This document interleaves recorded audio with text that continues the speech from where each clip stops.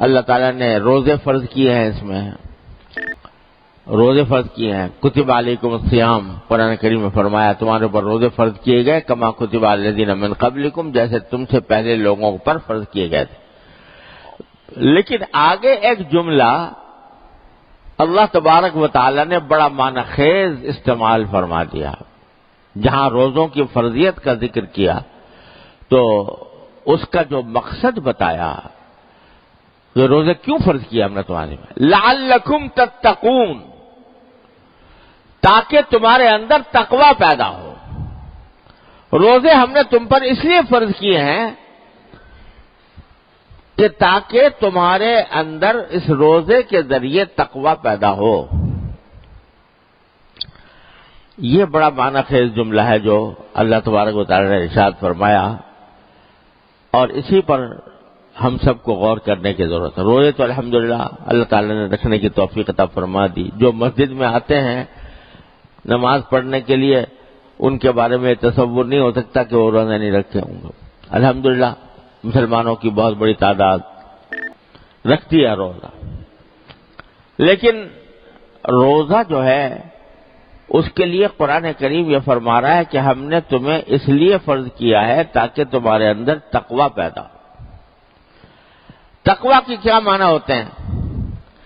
تقوی کے معنی یہ ہوتے ہیں کہ انسان کے دل میں یہ جذبہ پیدا ہو جائے، یہ فکر پیدا ہو جائے کہ میرا کوئی کام اللہ تعالیٰ کی مرضی کے خلاف نہ ہو، اللہ تعالیٰ کے حکم کے خلاف نہ ہو. یہ ایک دھن لگ جائے، یہ ایک فکر پیدا ہو جائے، ایک دل میں خلیش پیدا ہو جائے. جب بھی کوئی کام کرنے جا رہا ہو تو دل میں کھٹک پیدا ہو کہ پتہ نہیں میرا یہ عمل اللہ کے لیے بارگاہ میں، اللہ تعالیٰ کی بارگاہ میں پسند آئے گا یا ناپسند ہوگا. یہ خلیش، یہ کوڑھن، یہ فکر، اس فکر کا نام تقوی ہے. تو روزہ جو ہے اس تقوی کو پیدا کرنے کے لیے اللہ تعالیٰ نے ایک ٹریننگ کورس بنایا، ایک تربیت کا ایک راستہ بنایا. کس طرح کہ روزہ جب آدمی نے رکھ لیا، روزہ رکھنے کے معنی یہ ہے کہ سارے دن نہ کچھ کھاؤں گا، نہ کچھ پیوں گا، نہ اپنی بیوی کے پاس سے کوئی اپنی صحبت کروں گا. تو یہ تین چیزوں سے پرہیز کا نام روزہ ہے. اب رکھ لیا روزہ کسی مسلمان نے، دوپہر کا وقت آ گیا، گرمی شدید ہے، لو چل رہی ہے، حلق میں کانٹے پڑے ہوئے ہیں، کمرے کے اندر آدمی اپنے کمرے میں جائے تو وہاں ٹھنڈا پانی موجود ہے، فریج میں رکھا ہوا ہے اور پی سکتا ہے. کوئی دیکھنے والا بھی نہیں ہے، کوئی دیکھنے والا بھی نہیں ہے کہ بدنامی کا اندیشہ ہوگا بیچ روزے میں پانی پی لیا. کوئی بدنامی کا اندیشہ نہیں. لیکن کیا چیز ہے جو تمہیں روک رہی ہے پانی پینے سے؟ اس پیاس کی حالت میں جبکہ حلق میں کانٹے پڑے ہوئے ہیں اور پانی موجود ہے اور ٹھنڈا ہے، دل بھی چاہتا ہے اس کی طرف، رغبت بھی ہوتی ہے، لیکن نہیں پیتے. کوئی دیکھنے والا بھی نہیں کہ جس کے ڈر سے آدمی بیٹھا ہوا ہو. یہ جو تم پرہیز کر رہے ہو پانی پینے سے، یہ کیوں کر رہے ہو؟ کس لیے کر رہے ہو؟ غور کرو، صرف ایک ہی وجہ ہے کہ میرے مالک نے منع کر دیا.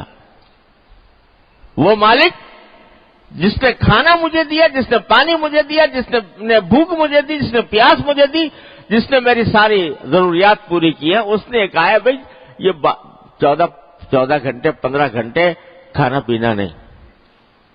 اس نے یہ حکم دیا ہے، لہذا اگر میں پانی پی لوں گا تو اس کے حکم کی خلاف ورزی ہوگی، روزہ ٹوٹ جائے گا. روزہ ٹوٹ گیا تو ایک تو حکم کی خلاف ورزی ہوگی، اوپر سے کفارہ لازم آ جائے گا. یہ جو چیز تمہیں اس وقت میں پانی پینے سے روک رہی ہے، یہی تو تقوی ہے، اسی کا نام تقوی ہے.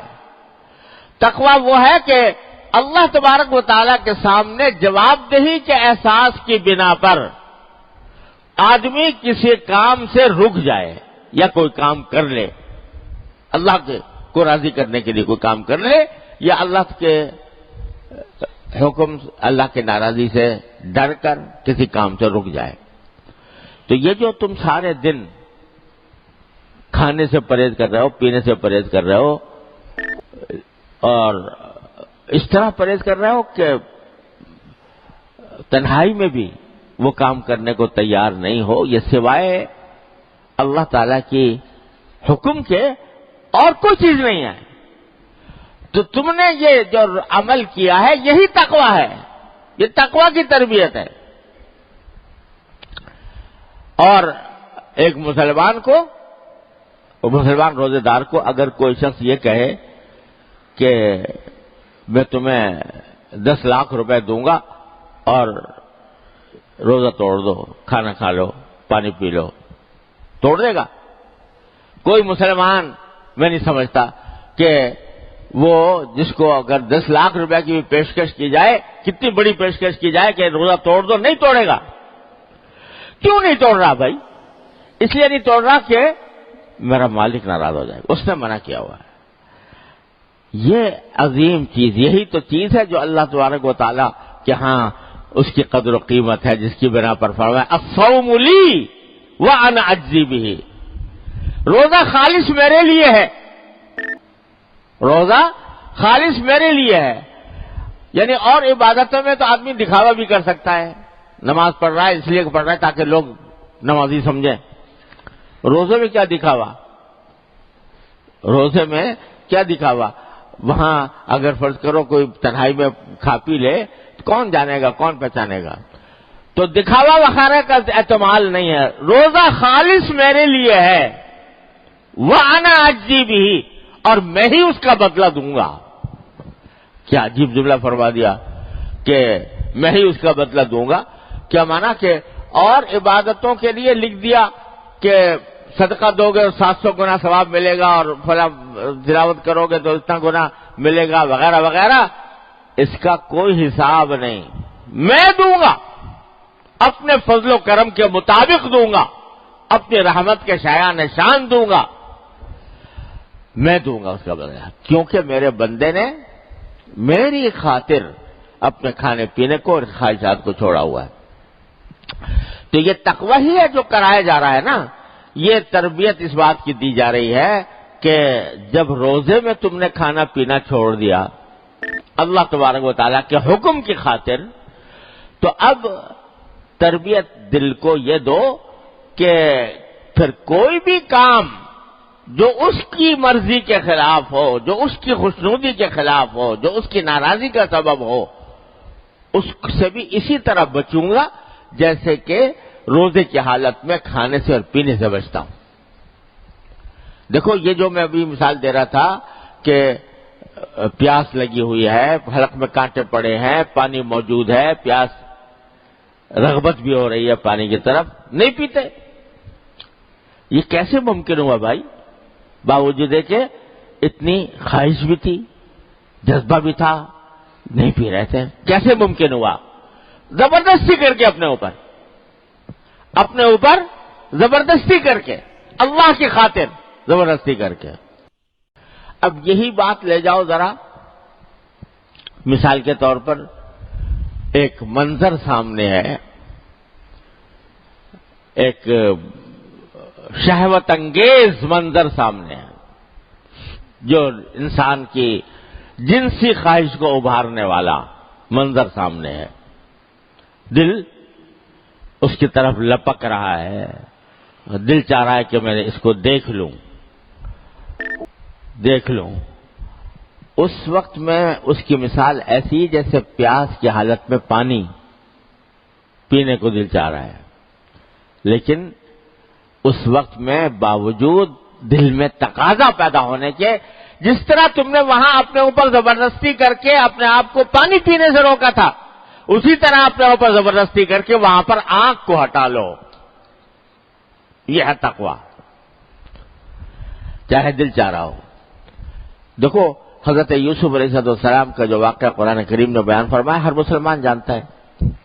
اس کا واقعہ جب زلیخا نے حضرت یوسف علیہ السلام پر ڈورے ڈالے اور دروازے بند کر دیے اور گناہ کی دعوت دی، تو قرآن کریم میں بڑا خوبصورت لفظ استعمال فرمایا ہے، ہمت بھی و ہم بہا، یعنی وہ جو زلیخا تھی اس کے دل میں تو خیال آ ہی رہا تھا گناہ کرنے کا، یوسف علیہ السلام کے دل میں بھی خیال آ چلا تھا،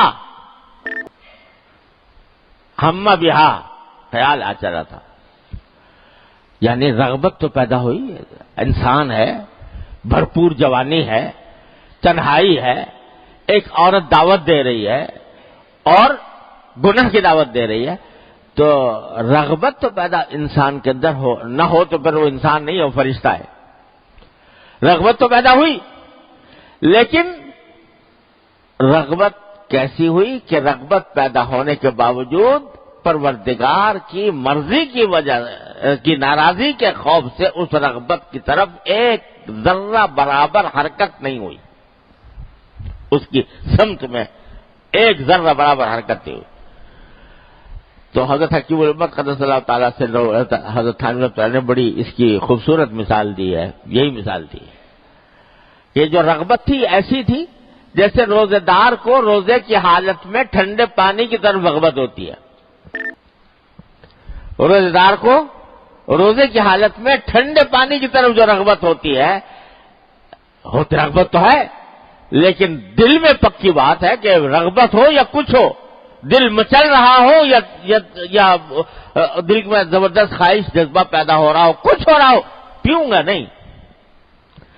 تو اسی طرح وہاں رغبت تو پیدا ہوئی، رغبت پیدا ہونے کے باوجود اس سے یہ دل میں پکی بات تھی کہ اس رغبت پر عمل نہیں کرنا، زبردستی کر کے رہو۔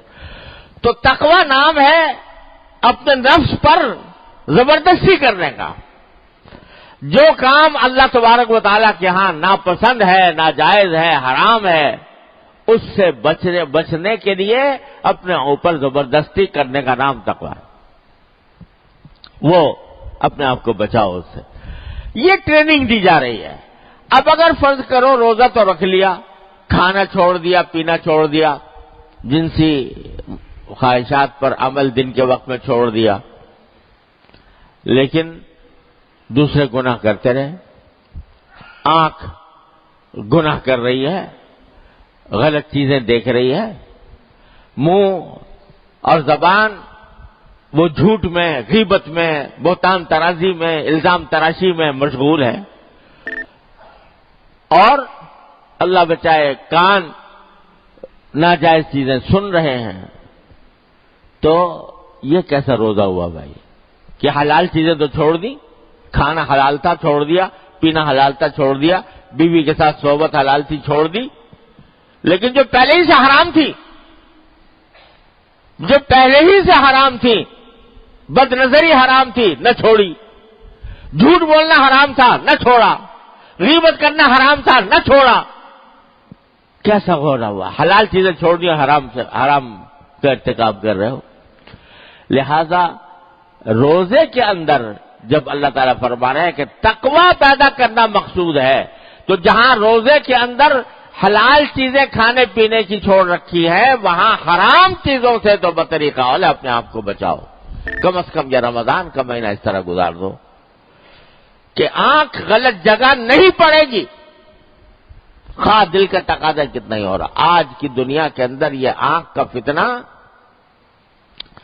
ایسا ہو گیا ہے کہ اس سے واقعی بچنا آسان نہیں رہا۔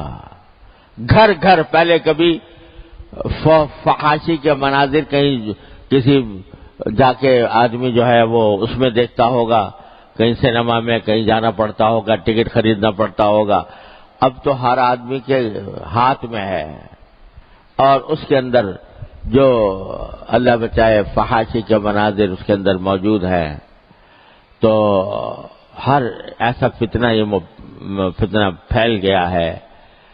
تو بھائی اللہ تعالیٰ یہی یاد دلا رہے ہیں لعلکم تتقون فرما کر کہ جب تم روزے کی وجہ سے اپنے اوپر زبردستی کر کے کھانے پینے سے پرہیز کر رہے ہو، تو پھر اپنے اوپر زبردستی کر کے ذرا آنکھوں کی بھی حفاظت کرو۔